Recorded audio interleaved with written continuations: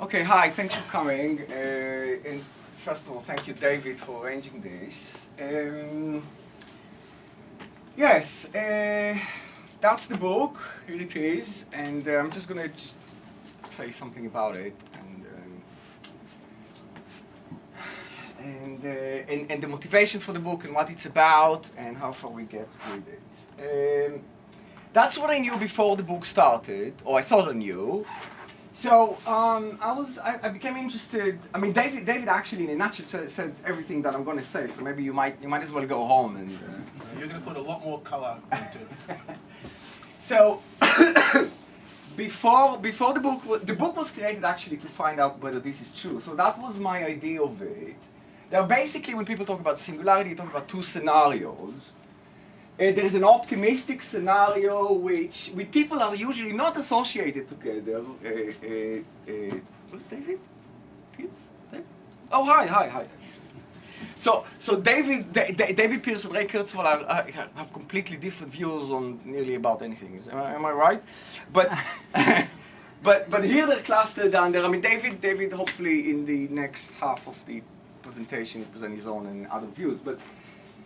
These views are clustered on the optimistical view, which would be what we see later, the posthuman era, and then there seemed to be a whole host of pessimistic views. I mean, I know this doesn't do justice whatsoever to the pessimistic view. It's just a popular idea of science fiction, but I like to just illustrate it's there to illustrate what it's about. And of course there is a skeptical view about all those scenarios which dismisses them basically. So that was before the book was created, and then we went ahead to invite academics, researchers, scientists, people who are interested in proper science to actually explore the subject and say their opinions about it. And we asked them all sorts of questions. We asked them actually 15 questions. We basically were asking them, what is the hypothesis about? What is actually being claimed? Can it be tested? Does it have any kind of empirical content? What exactly is the term? Is it justified to use a term borrowed from, I'm not sure what, whether it was borrowed from math or physics or whatnot. Right. Not all the questions were answered. But we did collect a number of interesting views on it. This is just a little bit about how it started. There were a couple of conference tracks that Anders was involved right from the outset, and then we collected abstracts and essays, and then we collected commentaries. So the reason that I found that people actually do like the book, except for my boyish charm, is because it contains commentaries. So every essay presents a view, and then someone tells you why the essay is wrong right away. And I thought about a controversial subjects such as the singularity, that might be the only way to go about it, because people they just don't speak to each other. Very often they just dismiss each other as, well, we're going to see, as religionists and so on, as fanatics of some sort. And that's a shame, because some of the arguments are worth considering. Right, so the book contains essays and commentaries, and it was published in this year. It carries the year 2012, unfortunately, but that's a Springer thing. Right, so what was the first conclusion that was drawn from the book? And I thought that was the core part of it. The term singularity, as David has just said it, actually is the technological singularity. It's actually being used by a lot of people in a lot of contexts. And the first question to ask is, does it even make sense? I mean, when people take a term and stretch it in so many directions, it very often just loses meaning, right? So it happens to a lot of words. So Actually, at the end of this project, we reached the conclusion that actually it does make sense. It does make sense, and not nearly all of the essays, all the considerable work that's been done about singularity actually does make sense in three senses.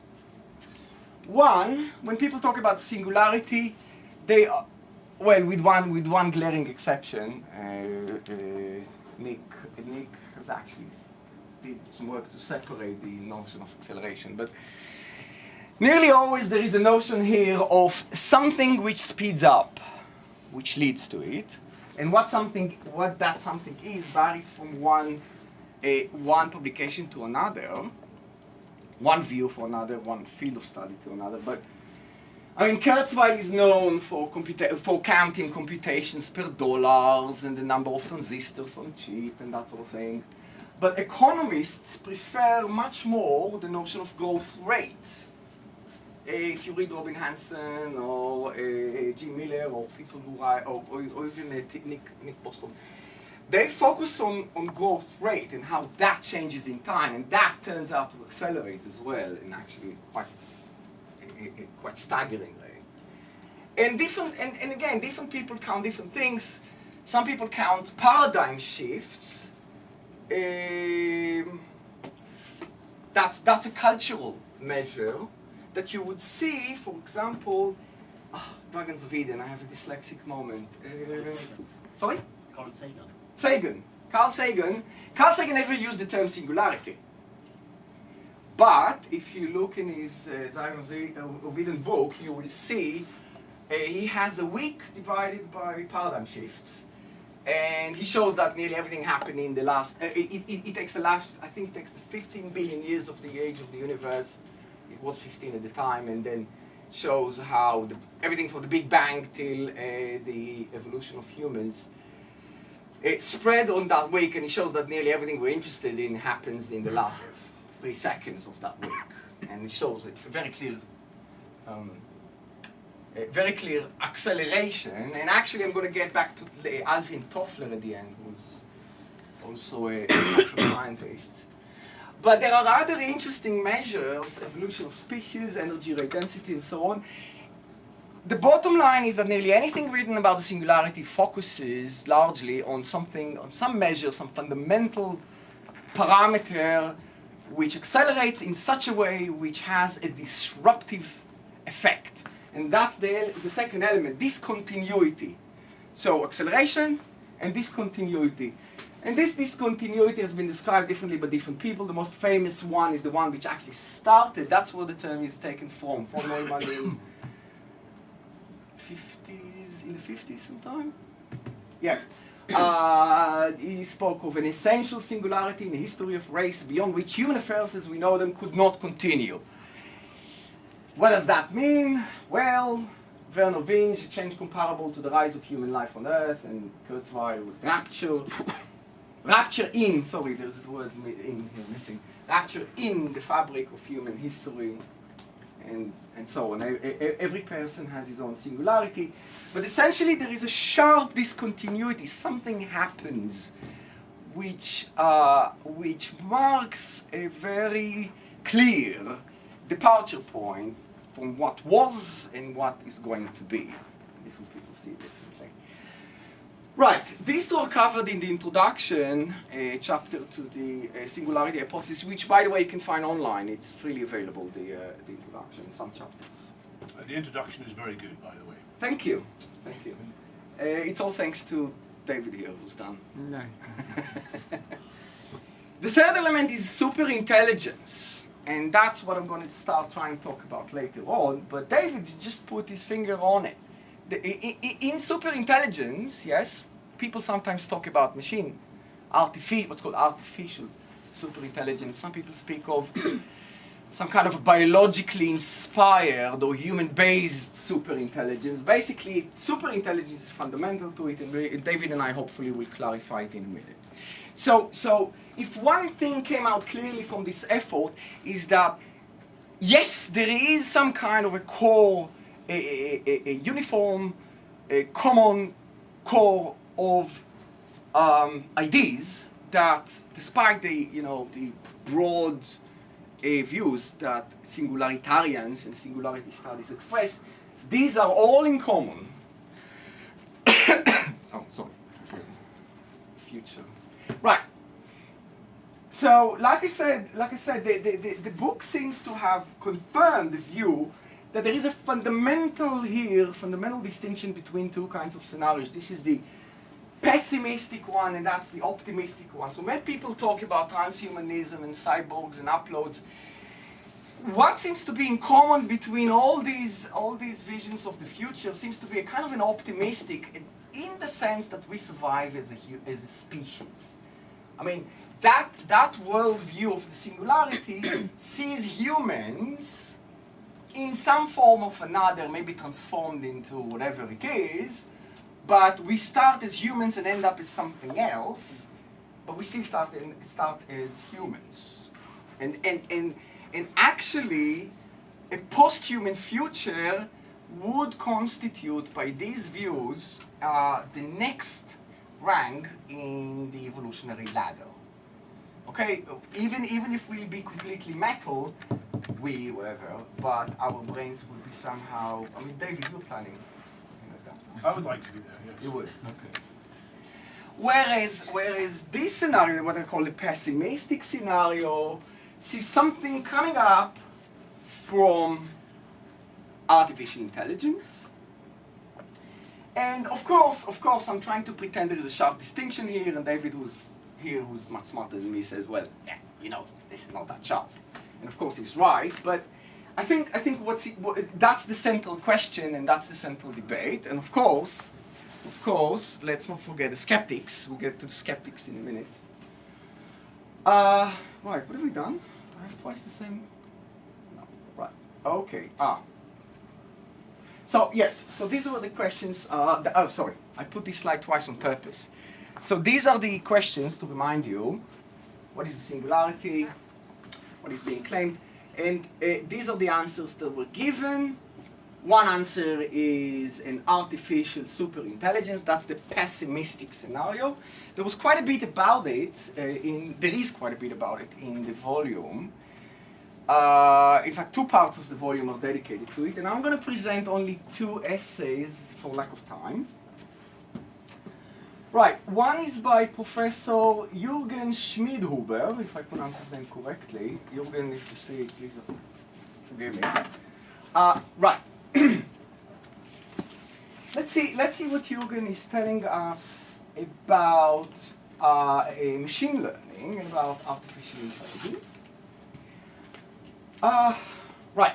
Jürgen's work, as far as I understand, his essay focuses on what's called universal problem solver, or what other people would call artificial general intelligence, rather than focusing on a narrow kind of intelligence. Now, interestingly, based on the work of Markus Hatter from 2001, a number of algorithms has proven to be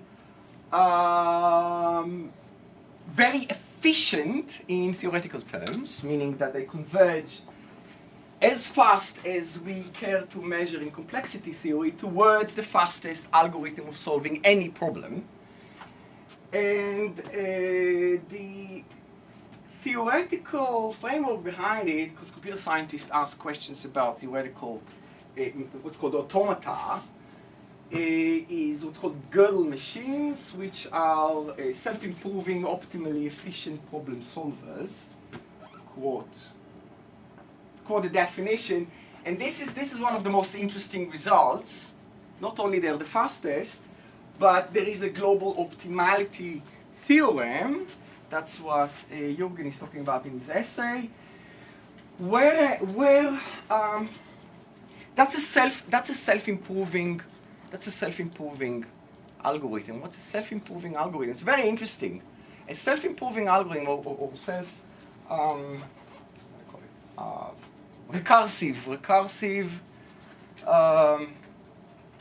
recursively self-improving. Yes, programmable.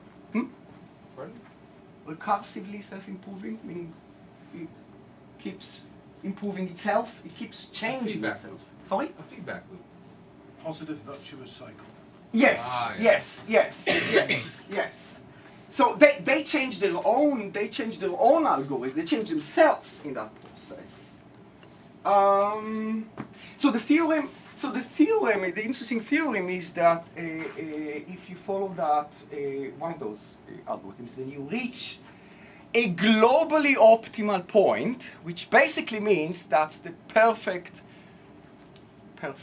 solution to any particular problem, which in layman's terms would mean that following that mathematical path eventually leads us to the most intelligent solution to any problem whatsoever. There's only one slight snag in it, and it's that's very fast. The complexity, yes, of those algorithms is the most efficient possible, save for a constant factor. And that constant factor is like, I'm not sure what it is, I don't want to say anything stupid, but it's probably larger than the age of the universe plus the size of the visible universe plus, okay, and so on. So it's not, at the moment, that algorithm in by itself is not very practical. It would be nice if it would be, because we'd have solution to all problems possible. But But Jürgen is not just a theoretician in that sense. He also is interested in how can we approximate that sort of work. And he's talking about recurrent neural networks and a particular technology which is called reinforcement learning. I'm going to get to it in a minute. That's also part of the next essay. Right. Right, so how is this relevant to the singularity? Well, Jürgen's work focuses on the progress in AI. He looks historically back at what has been happening, and he says, well, and that's a direct quote, time intervals between each major breakthrough in computer science tends to come roughly twice as fast as the previous one. I mean, computer science doesn't exist 40,000 years, but it projects backwards and forwards as well. And he says most notable events over 40,000 years or 29 lifetimes of human history has sped up exponentially. So every event happens, every paradigm shift takes place in half the time, within half as much time as the previous one. And the omega point, I mean the point where this all seems to converge to is somehow, interestingly enough, I mean it's not completely accidental of course, but somehow interestingly enough coincides with Kurzweil's, roughly, the same decade, 2040. Why he calls it omega point, that has to do with the history of the singularity. It's a work by Pierre de Chardin. Is that his name?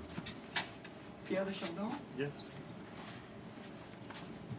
Right, this is the second essay I want to talk about. That's again an essay written by computer scientists and artificial intelligence researchers. Itamar Arel is from the University of Tennessee, and his essay focuses on what's called reinforcement learning. I mentioned it before.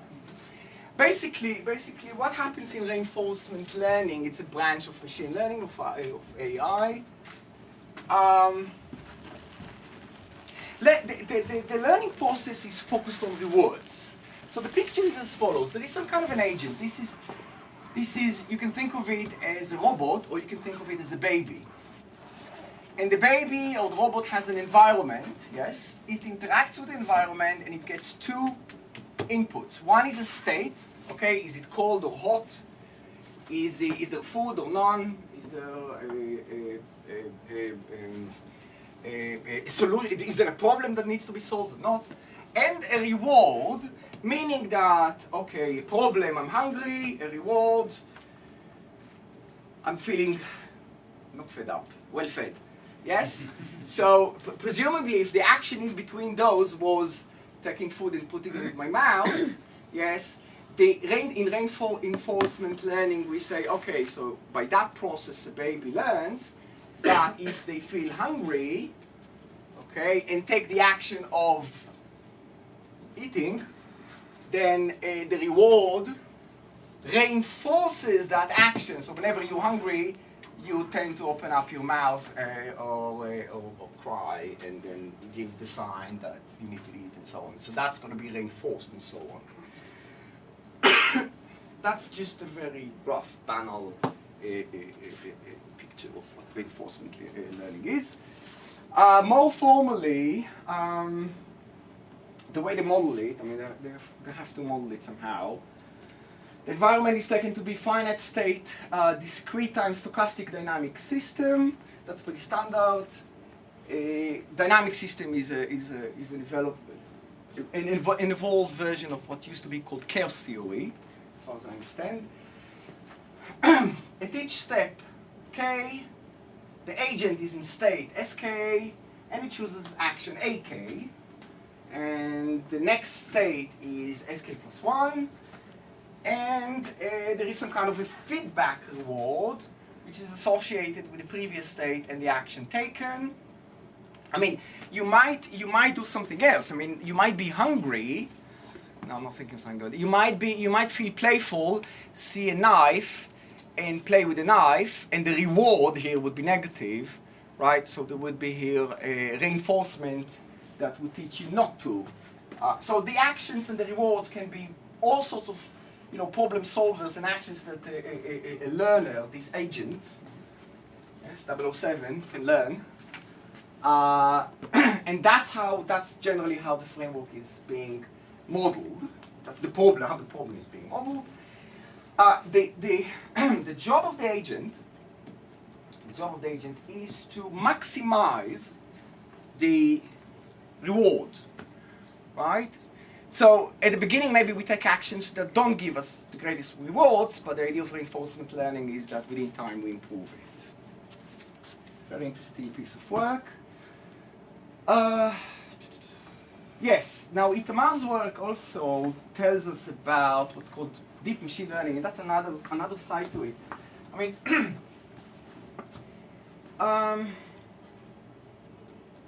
Deep machine learning is something that the Google research team have been doing a lot of work on as well. Have they? Yes. I think they've hired a lot of the AI researchers who've been writing on this subject. They've made them offers they can't refuse. They relocate themselves from wherever they've been studying to Mountain View. Nice. Because they do believe that out of this mathematics, there is something that can help the recognizers to do better, to look all over the internet and spot patterns in it. Yes. Well, that's what I've heard.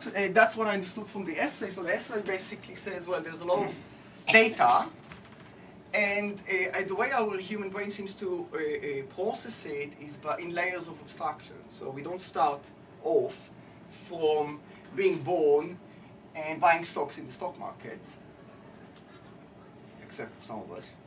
And but we gradually build an abstraction. So that would be an abstraction layer of it could be Maslich's or whatever, a step in understanding that bit, and that would be the next step in understanding that, and that would be the most intelligent behavior. That would be the actual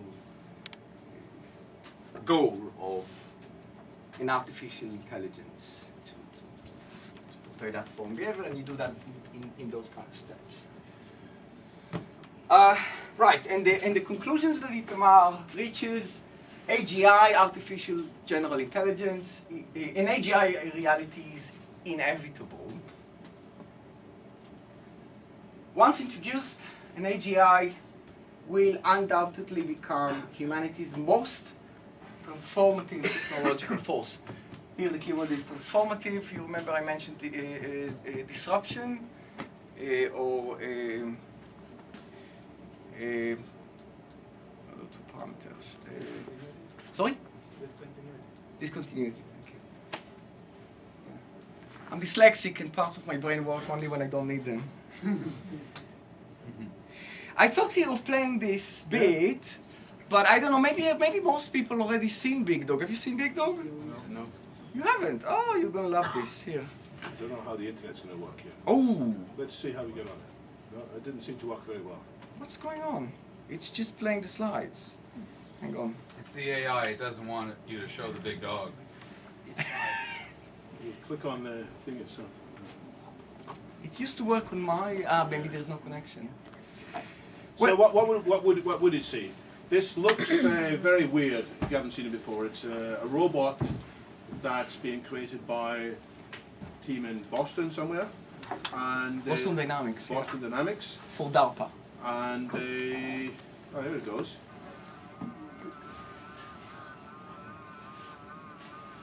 So at first you think there's two people in there. You think it's like a pantomime cow. but in reality it's all a machine. I don't know how cruel you're going to be to it in this. There's all kinds of versions of people trying to, yeah. No, this is nice. That's a bit nice. I'm not sure. Interesting. Interesting, yes. Interesting, very interesting. Unbelievable. 10 years ago, that's unbelievable. So how much of the AGI principles are used in this big dog? Well, since it was commissioned by DARPA, Yeah. and it's a military secret. Yes. So I can tell you, but then I have to kill you. Okay, don't tell me. Not tell. I'd suspect not too much. This is actually 5-year-old project. So they've gone beyond that.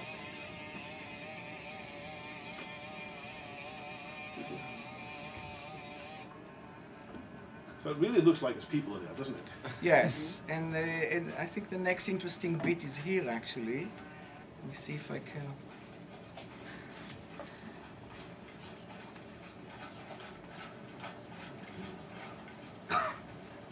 going to be scanning it, it's going to be downloading a different... Wow, that's exciting. That's exciting, isn't it? Ah! Yeah, that's me trying to be futuristic. Hang on. If you want it in full screen, you'll have to click on the YouTube button. Oh, there we go.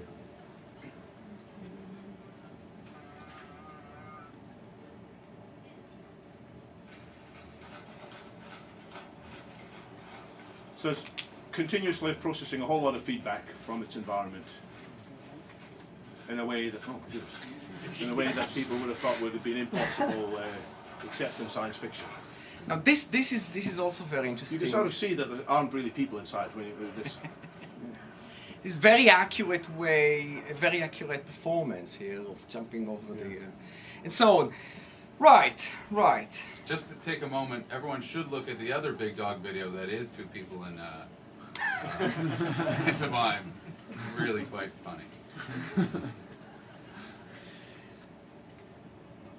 Right, so the interesting thing, of course, about the pessimistic scenario is that it's not entirely clear what would be our role. In fact, my favorite quote is not even here. My favorite quote is from a movie called The Singularity Documentary, just came out, and someone says there, if we're lucky, those superhuman robots, if we're lucky, they'll treat us as pets. If we're not, they'll treat us as pests. And that's about it. This is the I.J. Good quote from 1965. 1965 was the date. Which actually explains what might happen. Basically, the scenario of intelligence explosion, as it's called. So I.J. Good was no fool. He worked in Bletchley Park during the war, along with Alan Turing, helping to break the codes and arguably helped to win the war, the Second World War. And later on, he wrote several essays about possible extensions of what he'd seen. Did. Right, and it's a quote from Vinge about what might happen again. Will computers ever be as smart as humans? Yes, but only briefly. Most people don't know, but Alan Turing also belonged to that camp. He quoted a book when he was asked about the future of artificial intelligence. There is, of course, his 1950 book, 1950 article about the Turing test. But then there is also an interview in the BBC that he gave in 1951, and he was asked about the future of artificial intelligence, and he mentioned this book called Erehorn by Samuel Butler. Samuel Butler, that gives a very pessimistic picture of what might happen. Right.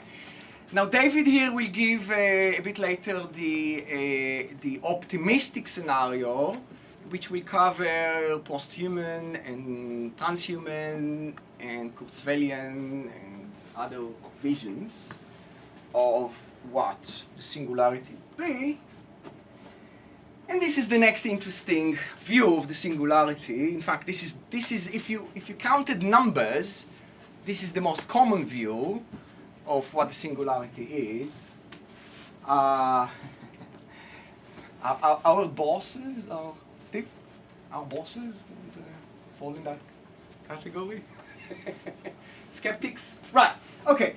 Now, in 1909, the AAAI, the American Association of Artificial Intelligence, held a presidential panel on long-term AI futures, and then they were presented by some of these works on singularity and intelligence explosion, and that is their conclusion. The panel of experts was overall skeptical of the radical views expressed by futurists and science fiction authors. There is an emphasis here about this being speculative rather than scientific enterprise. There was overall skepticism about the prospect of an intelligence explosion as well as of a coming singularity. This is a direct reference to Kurzweil. And also about the large-scale loss of control of intelligence system. So basically, I mean, if you read the whole report, it's not quite as dismissive. I mean, there are certain discussions, but basically the mainstream view of it is that this is a science fiction scenario and you shouldn't be too bothered by it. Other people who doubt singularity, their essays appear in the fourth part of the book. Diane Proudfoot is a philosopher from Christchurch University, the Christchurch University of Canterbury in New Zealand. Singularity fuses science with religion. Modern technological futurists replace supernaturalism with techno-supernaturalism. So, you know, instead of bowing before God or Jehovah or Allah or Krishna or whoever it is, we bow before sorry? Robot masters. Yes. And the prophet is Ray Kurzweil. And that's a very easy way to dismiss the whole debate. You know, it's just that. That's all there is to it. And to be honest, I mean, a lot of the populist views David mentioned. Yes, I mean there are a lot of the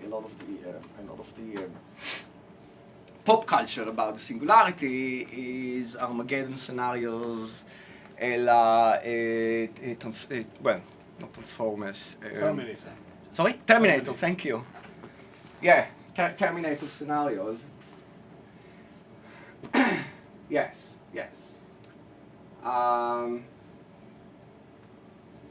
Right. Selmer Brinkshot is an old colleague of mine from Rensselaer Polytechnic Institute. Yeah, I apologize for my R's after 10 years here. I still have this ghastly accent. Rensselaer. Selmer Brinkshot, Alexander Brinkshot, and Paul Bellow claimed that the title of the essay is that belief in the singularity is fideistic. I had to look up that word in the dictionary. And fideism turns out to be exclusive reliance in religious matters upon faith, with consequent rejection of appeals to science or philosophy. So if you dare to believe in singularity, then you are reliant entirely on faith.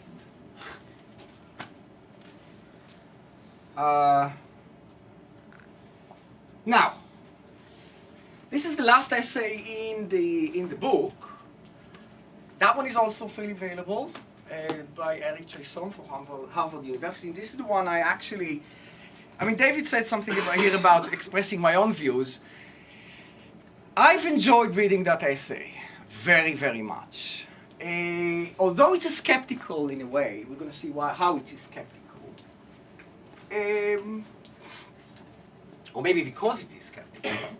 It's a very, very interesting theory because, first of all, it's very ambitious. Okay? Second, it does not dismiss neither acceleration nor discontinuity.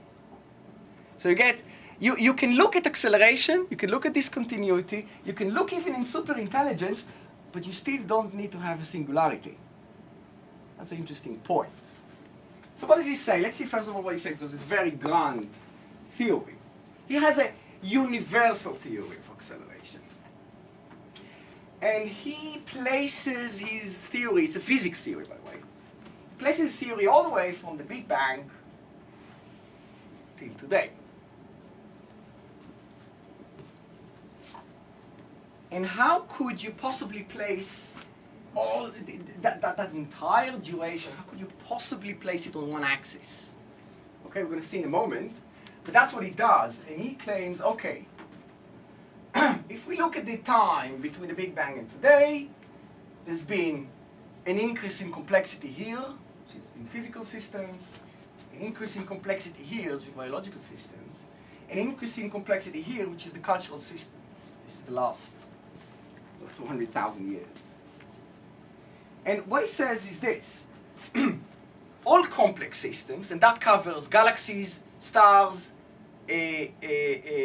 societies, human beings, every organism, and so on. All complex systems, whether alive or not, are open, organized, dissipative, non-equilibrated structures. That's from, again, a physical point of view, physicalist point of view.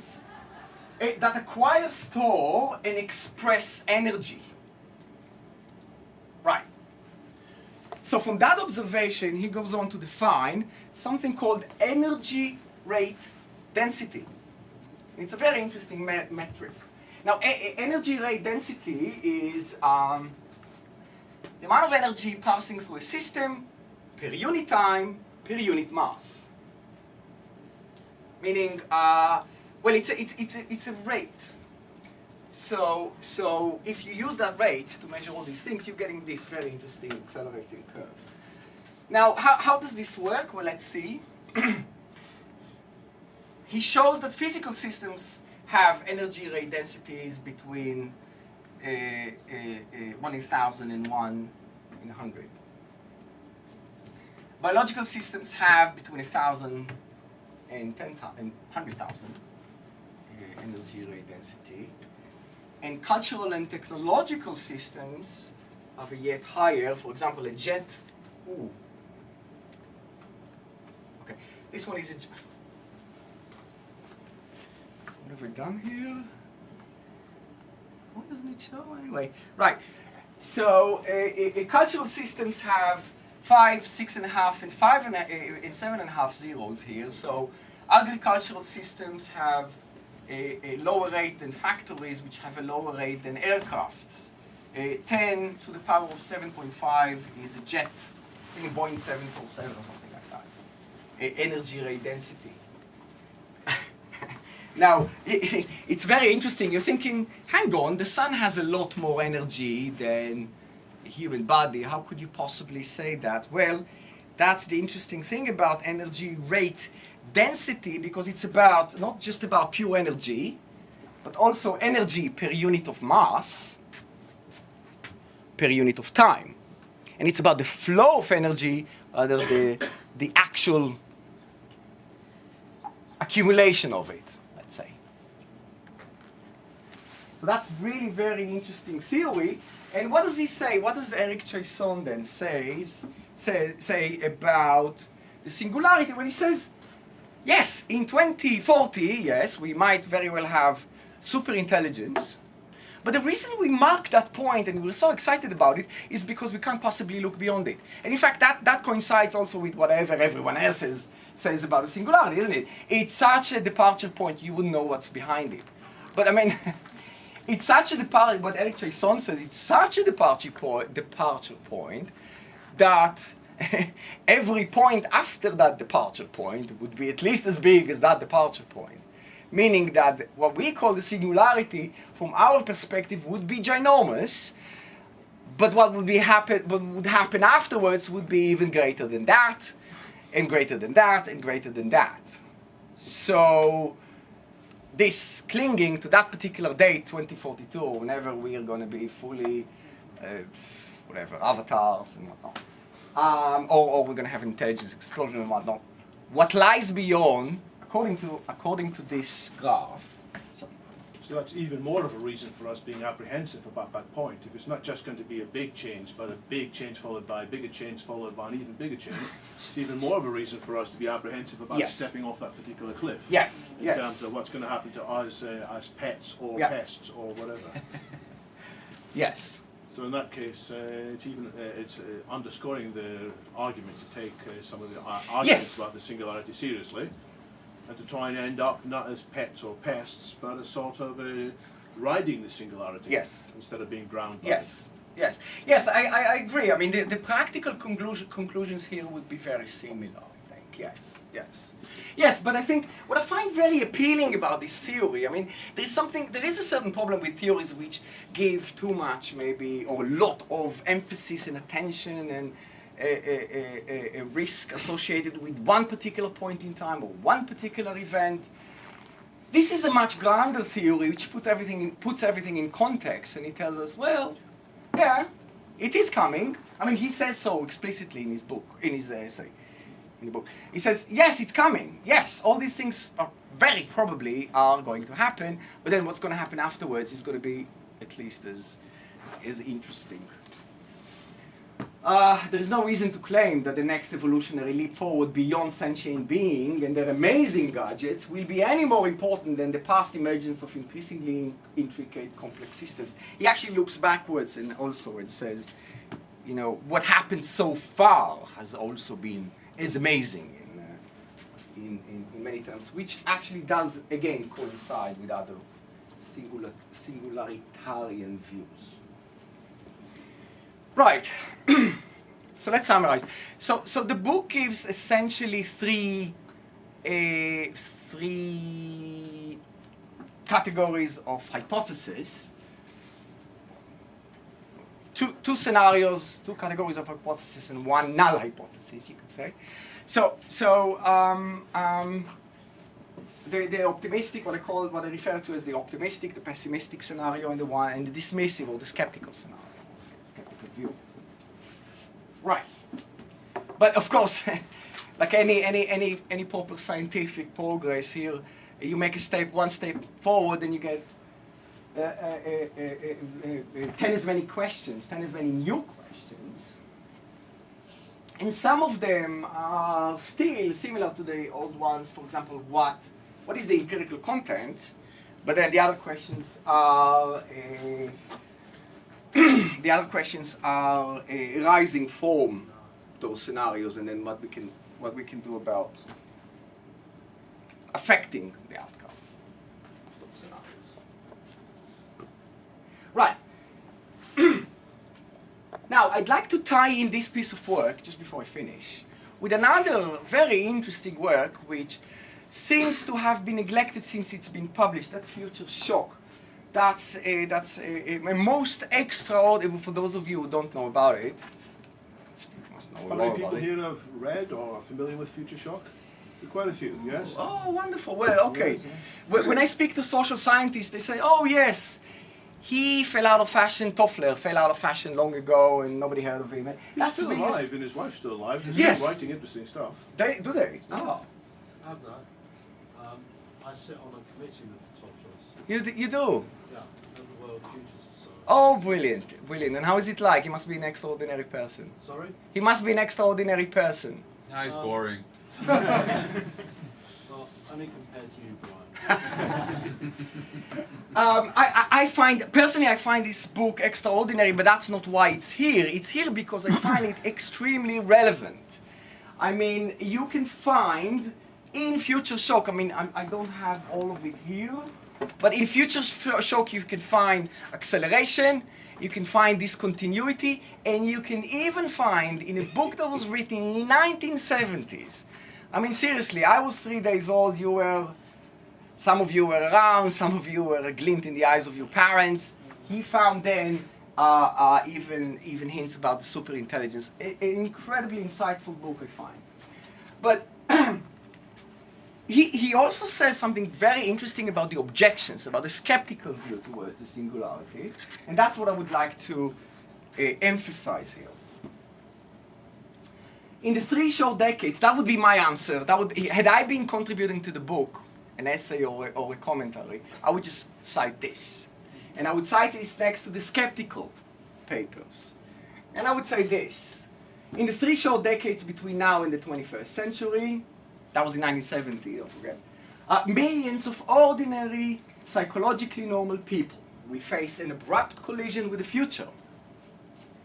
Citizens of the world's richest and most technologically advanced nations will find it increasingly painful to keep up with the incessant demand for change that characterizes our times, right? So this is before the web and smartphones and all the disruptive technologies that came afterwards. And then the effect of it for the acceleration of change is a concrete force. Oh, hang on, did I finish it? No. Yeah. For them, the future will have arrived too soon. That's future shock. That's future shock. And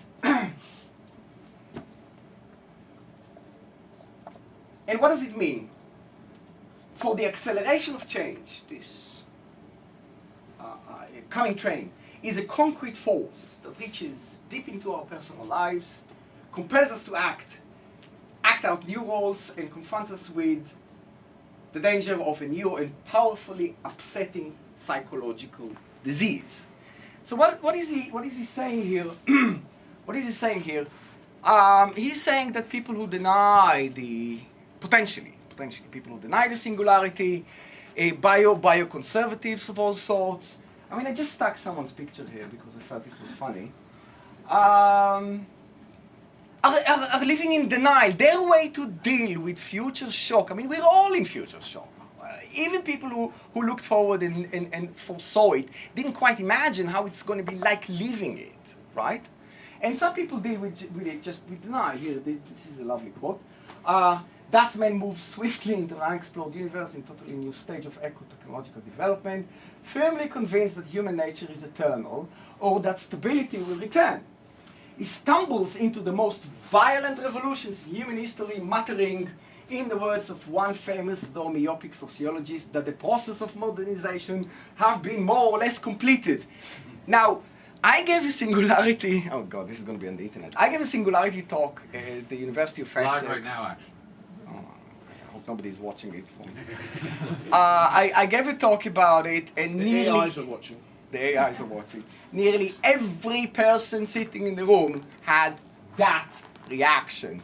We finished. It's all behind us. It's not really going to change anymore. I mean, maybe a little bit. The singularity is behind us. Yes. And why did I put, what's his name? I don't know if I should have put his name here. He's a member of the Science Committee of the Senate, if I'm not wrong. And here is a quote. All that stuff was taught. He's the head of the Science Committee, or was the head of the Science Committee. All that stuff I was taught about evolution and embryology and the Big Bang Theory, all that is straight from the pit of hell. Yes. He's not a singularity just denialist. He's an anti-scientist in the deepest sense of the word. Right, that's it. These are the contributors, the essays and the commentaries. And now David is going to. Well, let's take some discussion at this point. Shall we? Yeah, well, let's Okay. get a chance. First of all, thanks so much for talking us through all of this. Thank you.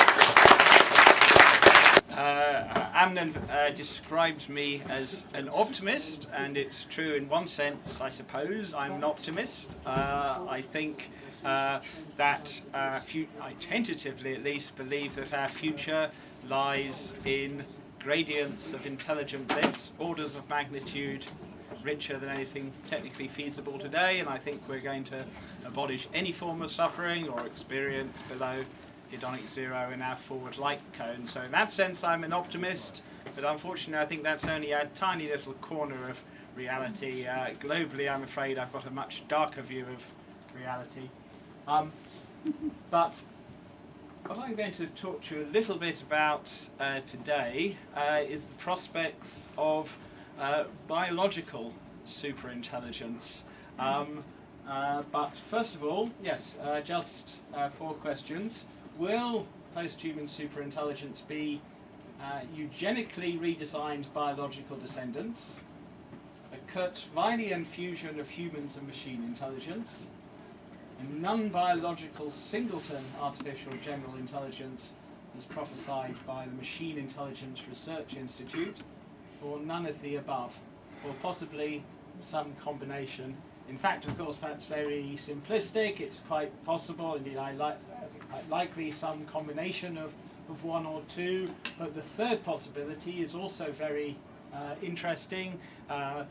Machine Intelligence Research Institute is particularly associated with Eliezer Yudkowsky, but with I.J. Good as the precursor, combine Moore's law with the idea that artificial software-based agent that is capable of recursive self-improvement, as I said, combined with Moore's law, it is going to lead to an intelligence explosion sometime later this century, not in some weakly metaphorical sense of an intelligence explosion, but some kind of hard takeoff. Miri believes that not merely is this likely, but also a non-friendly outcome, non-friendly to humans, is also likely. So that's the third scenario. And fourth, none of the above. Okay. Since I'm going to talk about biological superintelligence, I think it's worth mentioning how the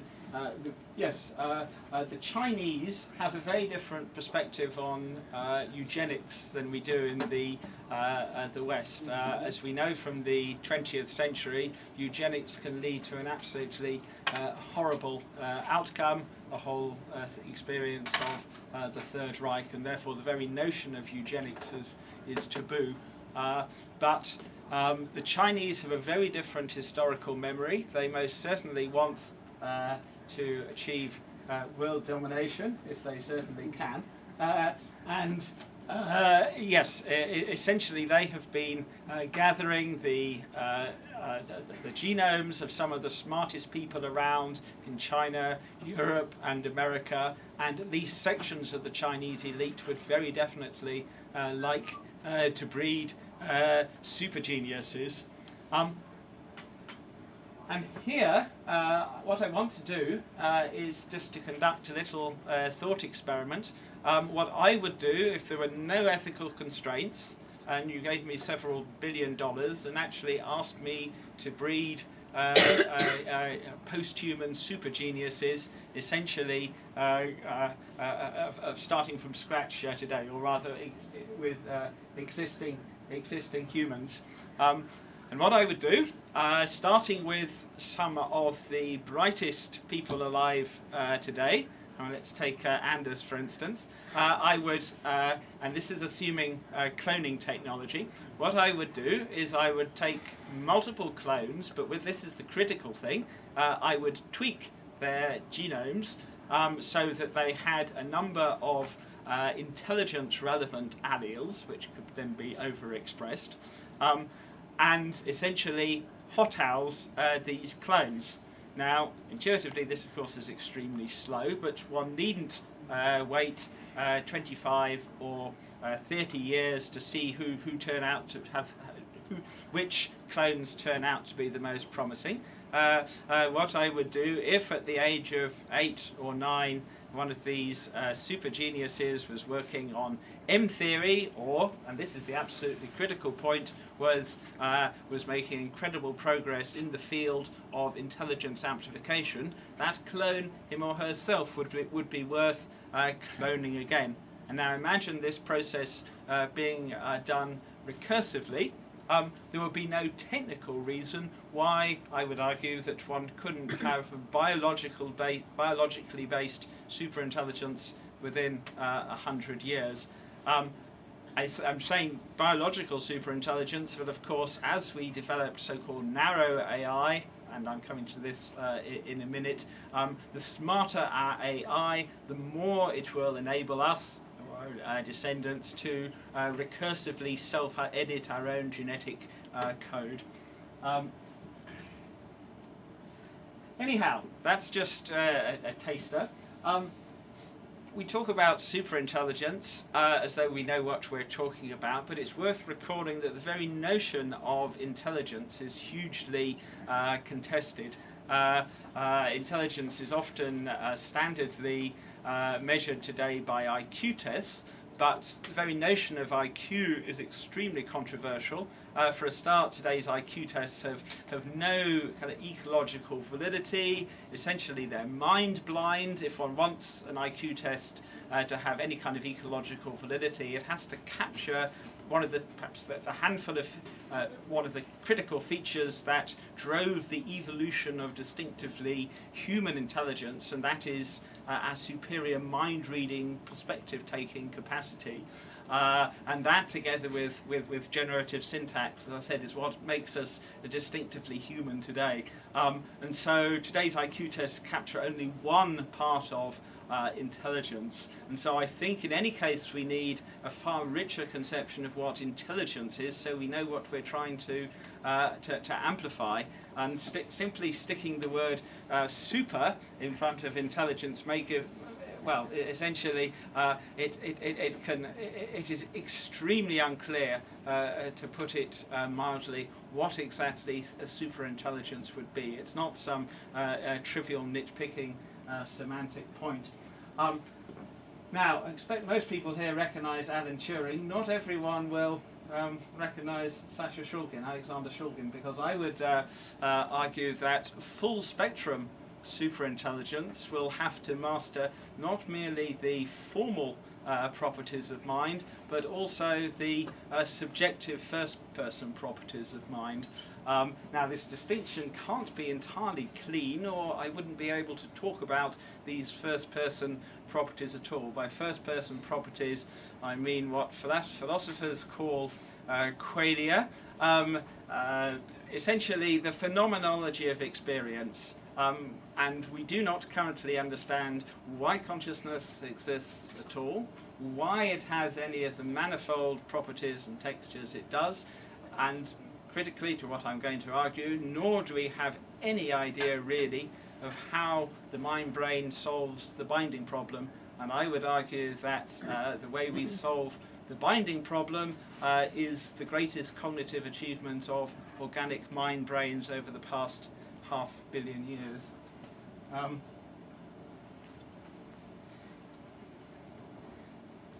Yes, okay, just a little bit about the binding problem.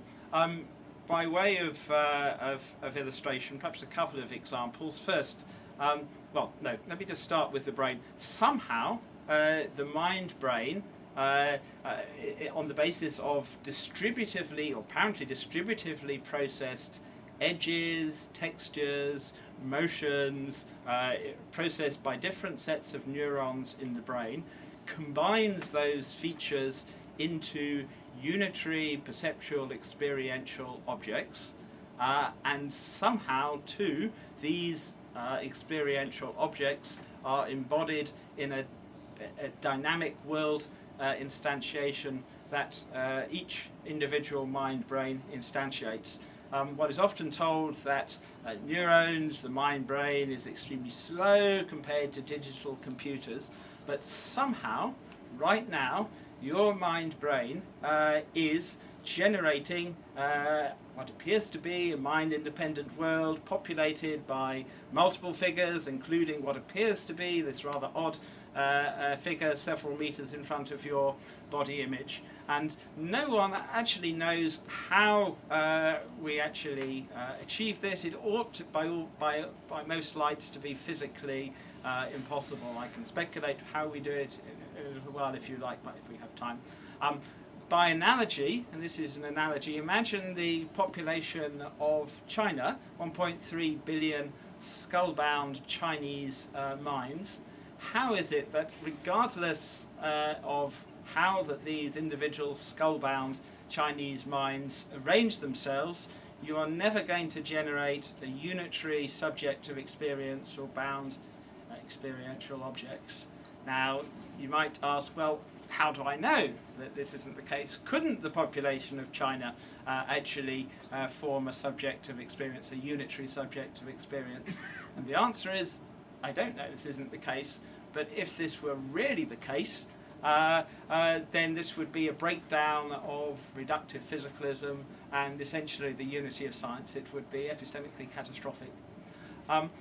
Perhaps one way of seeing just how fundamentally computationally important object binding is to the cognitive success of organic robots over the past half billion or so years is to look at syndromes where binding breaks down. Perhaps consider simultanagnosia, where the person can only apprehend or instantiate one object at once, which is crippling, or so-called motion blindness, where someone will see a car here, will see a car there, and then see a car there, but cannot apprehend motion.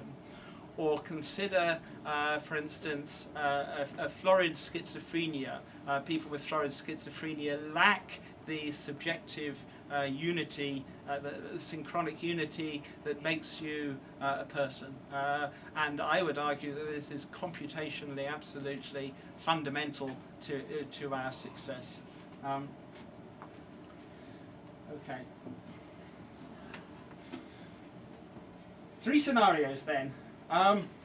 This is Freeman Dyson, this is Ray Kurzweil, and the figure on the left there is I always have difficulty pronouncing his name. Apologies, Eliezer, if you're listening to this, Eliezer Yudkowsky. Which is more plausible, and particularly the scenarios involving the singularity. These two, the Kurzweilian and the Singularity Institute or mirror conception, are often conflated, but they're actually radically distinct for reasons I touched on a little earlier. Okay. This famous Kurzweilian chart, I think you have probably seen this before, so I will skim over it lightly. Are we heading for some kind of technological singularity based on the increasing power of our digital computers? After all, if success is based purely on serial depth and speed of processing, all this business about eugenics and being able to breed cognitively superior, superhuman, super geniuses, it's all in a sense beside the point. And that is I.J. Good, who is the precursor, if you like, of the Machine Intelligence Research Institute conception of the intelligence explosion.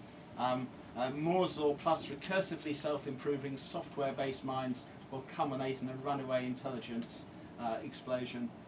And Eliezer Yudkowsky, in particular, has focused on how a non-friendly outcome, by which he means non-friendly to humans, is actually the most likely outcome. Now, just a note on what we mean by friendly AI now. Yes, you see some rather grim images here. David tells me that someone actually asked for their money back on hearing that I was coming to speak because I have quite strong views on animal rights and animal activism, and apparently they thought they were going to get a lot of vegetarian propaganda. This is the only slide to do with animal rights, I promise you. What on earth has vegetarianism or animal rights got to do with the talk about the intelligence explosion, the singularity?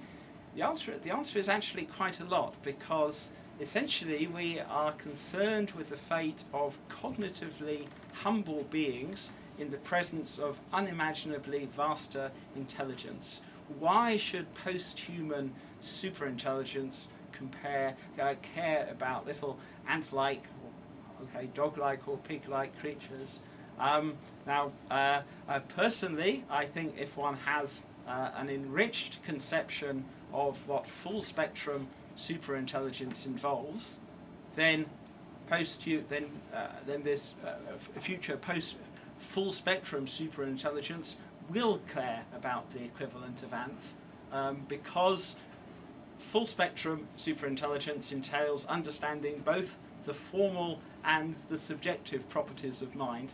And if one fully understands the world, including other first-person perspectives, it would be like two mirror-touch synesthetes having a fist fight to have none-friendly AI. Mirror-touch synesthesia is a form of extreme empathy, when if I were to hurt myself, you would feel a pain as though it were your own. And if we assume some kind of radical transparency and perfect knowledge of each other's first-person states delivered by technology, it is extremely problematic, I think, whether non-friendliness in the broadest, richest sense is actually feasible. Sorry, you were pointing. Yes. Are you assuming that the AI is programmed by a vegetarian? What happens if you get an AI which is not programmed by a vegetarian but by a meat eater? Once again, okay, a number of things. First, we're assuming programming, and we're assuming that the route to building superintelligence is something akin to classical AI. Now, I would regard this as extremely unlikely, but I mean, to deal with your question though more persistently, what if, let's say, 60 or 70 years ago, Aryan scientists decided to program their superintelligence so that essentially it understood that inferior races, and most certainly Jews, were to be discriminated against or ideally abolished. Is that even intellectually consistent? And I would argue no. Sorry. Yeah, but for example, in some environment can exist to different kind of ecosystems. So maybe the most intelligent species have to make a decision which one is better that is there, because this is a problem, I think. Yes, this is certain. Because yeah. you can choose which one you want, because if you choose one, maybe some species will extinct or some others. You can save both of them in the same ecosystem. Indeed. It might be that a full spectrum superintelligence would decide that the optimal arrangement of matter and energy did not consist in anything like today's humans, which were essentially a form of malware. Is one going to try to, is one trying to... more like Clippy. Yes, this is also possible. But sorry. So maybe if they are kind with the animals with their less intelligent species, maybe they could decide that the human are less worth to survive than other species in. This is certainly possible. Yes. But yes. They are kind with humans, but they have to choose someone. Well, euthanasia, yes, this is also impossible, simply because, as I said, that I would argue that full spectrum superintelligence entails understanding both all the first-person properties of matter and energy, solving the binding problem, explaining why all our values have, qualia have the values as they do. Likewise, as I said, this combination of understanding the formal and the subjective properties of mind. What one actually derives from this, who knows? I said one can start with something that seems extremely benign, like let's program or code our seed AI with, let's say, a classical utilitarian ethic, which or something like that, and the superintelligence decides therefore that we should optimize matter and energy into pure utilitarium, indeed initiate some kind of utilitarium shockwave. Utilitarium is what is generally supposed to be homogeneous matter and energy optimized for pure bliss or utility. So yes, even if our supposedly friendly superintelligences do hold some recognizable approximation of their values, they may decide to take our own ethics to conclusions we would find distinctly unpalatable. I happen to be, for instance, a negative utilitarian. I think we have an overriding obligation to abolish suffering, and to quote one example, well, the superintelligences might decide that the best way to eradicate suffering was to phase out sentience. So, yes, I'm not quite sure about time here, so I'm going to Give you another 7 minutes. 7 minutes, okay. So, in terms of biological intelligence, which I said I am focusing on for this talk, there is germline engineering, which is intuitively at least extremely slow, even the accelerated process I described earlier. But there is another possibility too, and that is somatic gene enhancement. And starting off with individual genes, and then clusters of genes, and then eventually hundreds of genes, it is going to be possible for humans to edit our own genetic source code. Moreover, editing it with the help of ever smarter digital software, AI. Now you might think, well, this is rather implausible, we're not all going to become molecular biologists, but the point is that in 15, 20, 30 years, we are likely to develop an extraordinarily user-friendly set of software tools that will enable us to edit our own genetic source code. And so it is highly likely that later this century and beyond, recursively self-improving organic robots, i.e. you and me, will be enriching themselves. And yes, I think we are going to make ourselves smarter, but mastery of our own reward circuitry is also going to make us, I think, incomparably happier. And we are also likely to ensure that we don't grow old. So yes, these are utopian sounding claims. Now, because time is short, I'm going to skim over some of the rest. You can read more in the volume or indeed online. I confess a skeptic about mind uploading because of the significance of the binding problem, but a number of singularitarian authors, Robin Hanson, for instance, has got a very interesting book that's going to be coming out shortly on a society based on uploads, and Anders and Nick Bostrom have been working on full brain emulation technologies, or so-called full brain emulation technologies that offer another scenario of to how humans will, or posthumans, or our descendants at least in some sense, will survive. Okay, I won't have time to defend these theses now. One, these are 4 controversial predictions I would make. One, classical digital computers will never be non-trivially conscious. I don't think they can solve the minding problem. Software-based minds are physically impossible. The strong physical Turing thesis is false.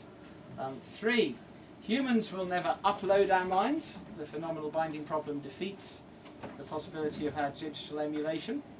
And that's some really weird quantum stuff that we can go into if you want, but I'm not even going to attempt to do so now. Once again, as I said, I suppose spend a lot of my life thinking about, and to a limited degree, exploring consciousness, altered states of consciousness, and one thing one very rarely comes across in accounts of the technological singularity is any kind of mention of consciousness, altered states of consciousness and their role. And the answer is because we simply, at least within the standard materialist paradigm, do not even understand how consciousness is possible. So once again, apologies. As I said, I'm actually going to skim through to the last slide. And yes, this rather optimistic sounding prediction that sentient life in the universe is going to enjoy super longevity, super happiness, and super intelligence. And yes, any questions or consensus? Well, thanks very much for that, David. Thanks for pull you up, but I think the discussion actually throws more light on this. Question here? So in this discussion, what I'm missing is the, we'll say, social, political, economical motivations to fund, resource, all of this. So there's certain things that, you know, making an iPhone, the end game is they sell it, they make a lot of money, profit motive.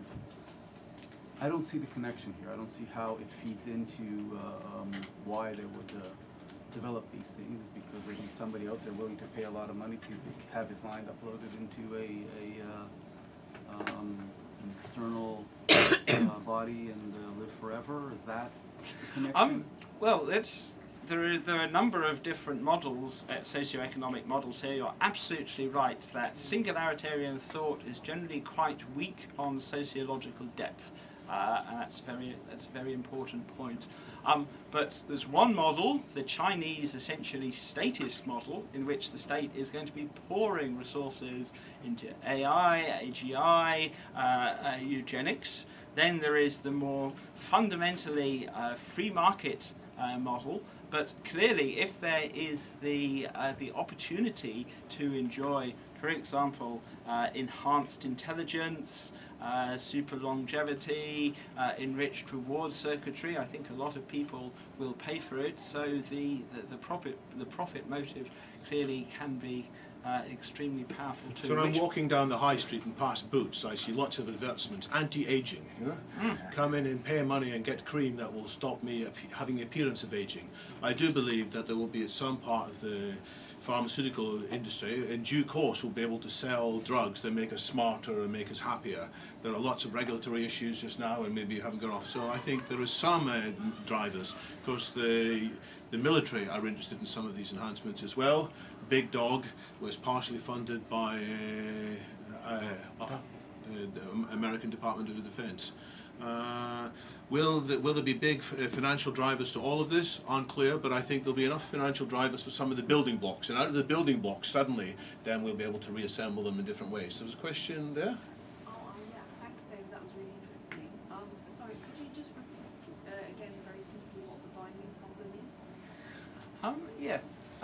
How is it? I mean, if in the brain there are, for instance, certain neurons that process edges, and others textures, and others motions, and somehow these classical membrane-bound, or supposedly classical membrane-bound nerve cells somehow manage to combine these discrete features into unitary perceptual objects. And right now, you are essentially, as you apparently look around, your mind brain is constructing a simulation in almost real time of the mind-independent world. So you're not just a collection of mind dust. That was the point of the metaphor involving the population of China. The population of China is 1.3 billion skull-bound Chinese minds, little psychic atoms, if you like.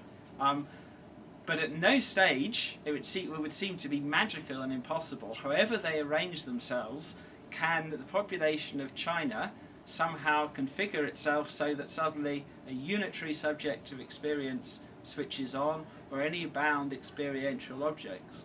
But when we are awake or dreaming, but not while we are in a dreamless sleep, somehow your mind brain generates the egocentric dynamic world simulation that you're now instantiating. So David, you've got two claims in effect. One, you're claiming that there is a hard problem of consciousness of one sort, you know, that hasn't been solved. But more than that, you're claiming that this is fundamental to the problem of AI. Because there are many people will say it doesn't matter whether these AIs are conscious or not. You know, it's like they may well be able to analyze and take decisions without ever being conscious. Yeah. And you're saying no, actually, they will not be able to be successful until they equally are conscious. And I mean, both of these claims are quite strong. Oh, indeed. Couple of points here. First, it is sometimes assumed that if one is prepared to grant the only scientifically literate form of panpsychism or pan-experientialism, which, sorry for the jargon here, Strawsonian physicalism, the idea that the world is exhaustively described by the equations of physics, but nonetheless what those equations actually describe may be fields of consciousness in the most minimal sense, even if, as a number of people like Ben Goertzel, for instance, or certainly me, I take this very seriously indeed, it doesn't explain how organic mind brains solve the binding problem. It doesn't, of itself, this hypothesis doesn't explain how we can be non-trivially conscious. As to the second point, can organic mind brains do anything that classical digital computers can't? Well, if one is a computational Platonist or something, no, there is presumably some abstract description of a classical Turing machine that could be systematically interpreted as doing and saying everything I am now. But I would make the claim that in practice, in the real world, we are not going to be able to build versions of you or me. And as I said, I'm very, very skeptical of upload scenarios. Sorry, you're doing yeah. Well, there and then Janina. Yeah. I agree wholeheartedly on the fact that solving the binding problem is the key. I challenge the assertion that it's impossible to solve, or at least solve at least partially. In that we already have computers which can recognize physical objects, understand what they are, and by quickly checking Wikipedia, work out what you do with them. So I would argue that you can already partially solve the binding problem now. So I'm wondering whether you're trying to argue whether it cannot be completely solved, or whether it cannot be solved at all, at least in part. This is going to sound lame, but the honest answer is I don't know how far one can go with classical AI. I mean, for something like Big Dog, for instance, Big Dog's extremely impressive, but compared to Bumblebee, with its poxy, less than a million neurons, the Bumblebee leaves Big Dog for dust. So, as I said, lame answer, I don't know, but yes, it is possible. Yeah. Janina, and then at the back. Starting with a comment, Strawson's approach to the hard problem actually doesn't help, in my opinion, to the singularity and AI question, because as you said, it is a matter of the subject and the subject's point of view. But it is not impossible to appreciate that as a learning agent, and this goes back to the previous presentation, the learning agent can develop a purpose that may be absolutely unimportant to other learning agents, whether the other learning agents are human beings or other AIs or other computers. But that is already a beginning of a definition of what potentially an AGI can be, bearing in mind that a C-squared larvae, and I'd borrow more from Dennett here than from Strawson, a C-squared larvae, all the sentience it needs is to find a place to grapple on, then it loses its sentience. But it is still a kind of sentience. It still has a purpose as a learning thing that looks at the environment.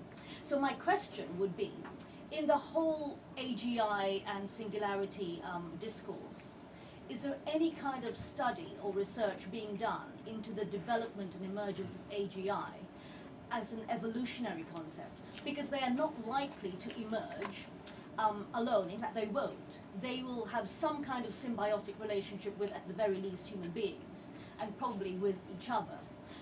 So the idea that they will, at some particular time, suddenly pose a danger, it doesn't seem credible. It's more likely that they will start doing things in conjunction with us, in conjunction with new things that we build, in conjunction with new things that they build. And maybe this is a question that's open to everybody else, not just yourself. Yes, it's a very good question. I've tried to sketch out what the position of the Machine Intelligence Research Institute is, and what Anders and Nick Bostrom. I said I worry that have I done roughly justice to the? I think yes, fairly close. Yeah, but yes, I very much sympathise with the thrust of your objection. Can I take that? There is the example of what's called the paperclip factory, It's a wonderful example developed by Anders. Is it Nick Boston's example? Or Eliezer came up with it first. Eliezer. I wrote up something that Yes. Yeah. So just imagine Eliezer's example. Anyway, so just imagine to yourself a completely benign, super intelligent entity in charge of creating paper clips. You just tell it to build as many paper clips in as little cost as possible. But because it develops a purpose, like you mentioned, and its purpose is to build as many paper clips as possible, as cheaply as possible, without any ethical constraints. So it might, if it's that intelligent, it might very well end up converting you and me and the entire Earth into a paperclip factory. So it's not malicious, it's not malevolent, it's just indifferent. And that's what the MIRI Institute is focusing about. The friendly artificial intelligence is not the opposite of unfriendly. It's more important because of the possibility of indifferent. And the example of corporations is similar here. I mean, corporations aren't particularly nasty to people. They just have got different goals. You know, they're set up. The directors are obliged to try and maximise profits, and so we're shocked at what they do. I mean, they pursue profits, and they maybe pursue profits much more than we think is good for humanity. Yes, but and so maybe there are other agents. The paperclip machine is not. At some point, somebody's going to be noticing. A human being, possibly. Yeah. But it may be too late. We may try and unempower it, Exactly, disempower it, but it's already it's plugged in too symbiotic. deeply. Yeah. Question at the back. In the first talk, we looked at the idea that an agent takes an action, and then depending on that action gets a reward or not, and that was a sort of route to intelligence. If we, via going to boots or software, take control of our happiness center to become super happy, is that basically taking control of the reward center? So my question is, do we get to be super happy and super intelligent? Aren't they mutually exclusive? They would be, I would argue, mutually exclusive if one had uniform happiness akin to wireheading, or we would just turn into lotus eaters. But by recalibrating our hedonic set point, it should be possible to enjoy information-sensitive gradients of bliss. I mean, already we know, for instance, that the Compt gene, or catechol or methyl transferase gene, has two particular variants. One codes for quite a high hedonic set point, another a lower hedonic set point. If pre-implantation genetic diagnosis, you have the choice of choosing which allele for your future child, which are you going to choose? Now, the people with the the happier, higher hedonic set point can be at least as intelligent as the more depressive people, but as long as you have this informational sensitivity to reward and punishment, there is no reason why one cannot recalibrate the hedonic scale much higher than it standardly is today. The example I always use, and I said I do this with his express permission, is Anders Sandberg, quote, "I do have a ridiculously high hedonic set point." Anyone who knows Anders knows it is possible to be extremely productive, also concerned with issues of existential risks, so it doesn't make one reckless, but also naturally extremely happy. Of course, most people do not enjoy this kind of hedonic set point. An awful lot of people endure gradients of malaise, in some cases even depression. So yes, on purely technical grounds it's feasible. This isn't the same as saying it's going to happen. Time for a few more questions. Anders? This might also be a little bit of comment. I think these two talks also show something interesting. So if we imagine the next volume, because this is obviously just the start of an important field, it seems like what we've been touching on here is the importance of value. In a sense, the singularity hypothesis is about how much intelligence or change can we get out of technology, or what are the limitations.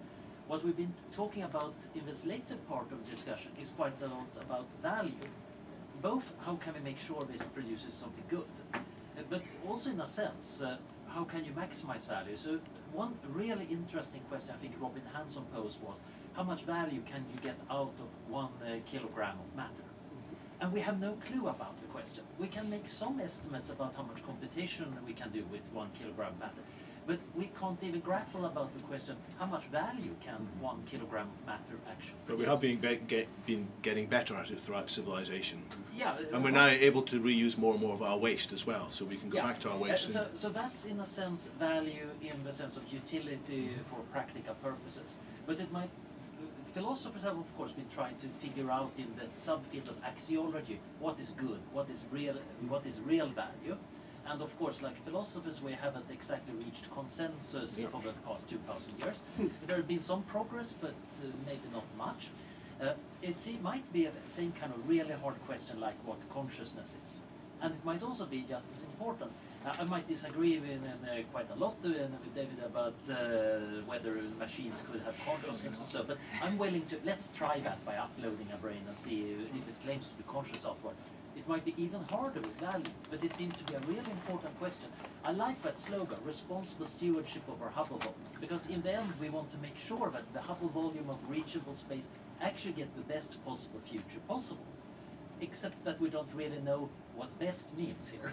Okay. Yes, if one is, just very, very briefly, yes, if one is some kind of classical utilitarian, then it may very well be that one can identify the molecular signature of pure bliss. We've already seemed to have narrowed it down to 2 cubic centimetre sized hedonic hotspots in the human brain. We don't yet know the exact gene expression profile of those particular cells, but if, and it's extremely controversial, pleasure and bliss, bliss and positive value are to be equated, then yes, the solution is extremely uncomfortable. It is some form of utilitarian or utilitarian shockwave. So would you sign up to have these centres of your brain permanently stimulated while you're lying in a vat or as part of the matrix? Once I'm convinced I can do, well, this rather optimistically, no further useful work, yes, but I...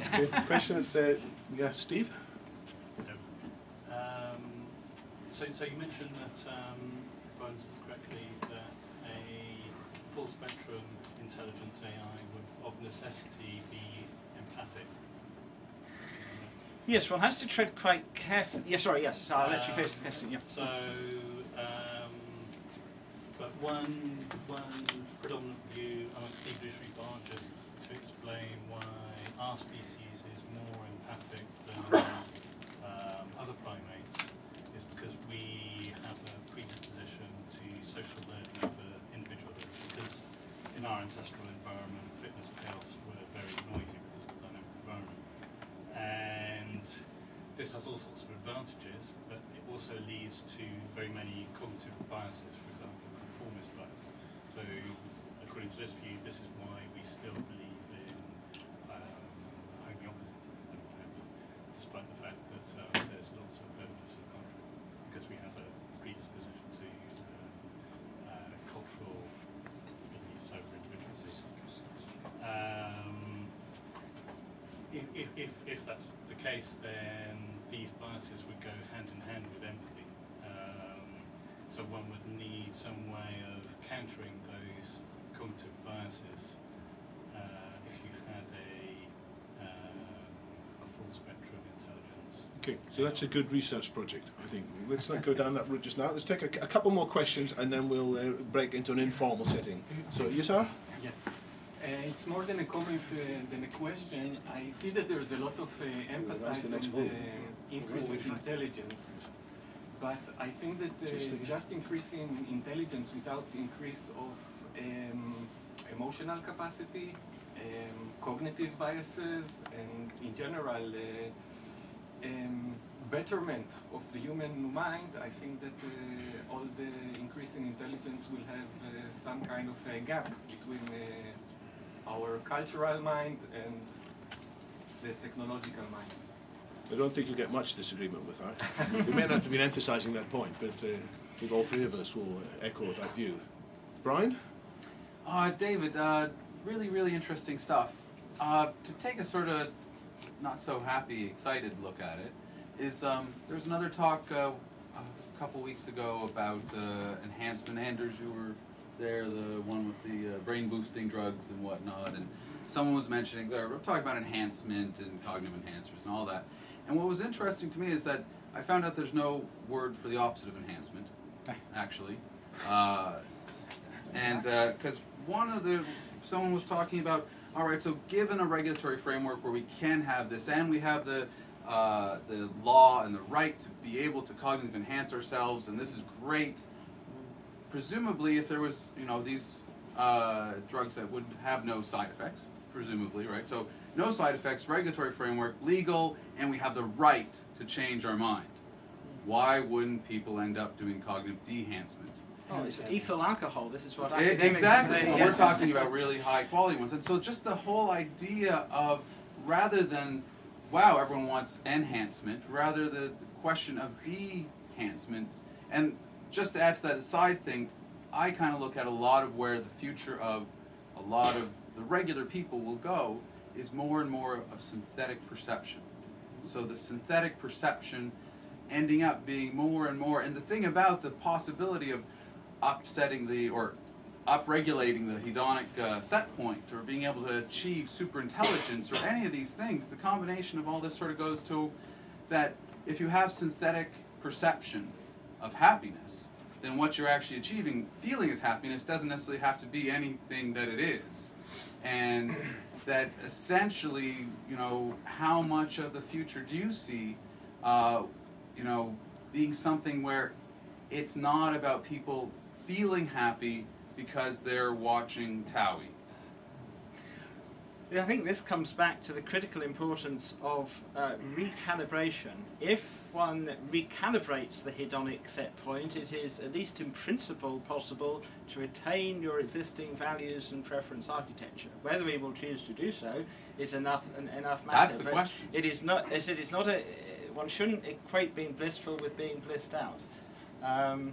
So, yes, weighty issues there. I would simply, just one more point. I think it's highly likely that with immersive VR and the like, that a lot of us will retreat into escapist fantasy worlds, which just for the moment, it's going to be so much richer and better than plain old-fashioned organic reality. But I think one needs to consider the nature of selection pressure, because other things being equal, people who opt for wireheading or its pharmacological equivalent, or completely abandon themselves to immersive VR, aren't going to be the ones who leave copies of their genes. So it needs to, and try and kind of map out the nature of selection pressure in this kind of post-Darwinian era where prospective parents are choosing the genetic makeup of their children, for instance, and many of those children will be living in, as you describe it, synthetic worlds. Though one needs to be a little cautious with synthetic worlds. I mean, something like colour, for instance. The mind-independent world is not intrinsically coloured, but why should we decide to enjoy these psychedelic, trippy experiences we know as phenomenal colour? I mean, is this unreal? I mean, no. In a sense, one is creating a new reality, and I think this is going to be true, especially with psychedelics. One will be accessing state spaces of consciousness and mind that haven't hitherto been recruited by natural selection for any information processing purpose, but it doesn't make them any less important or any less real. So new kinds of bliss ahead. Oh, indeed. Do you want to have any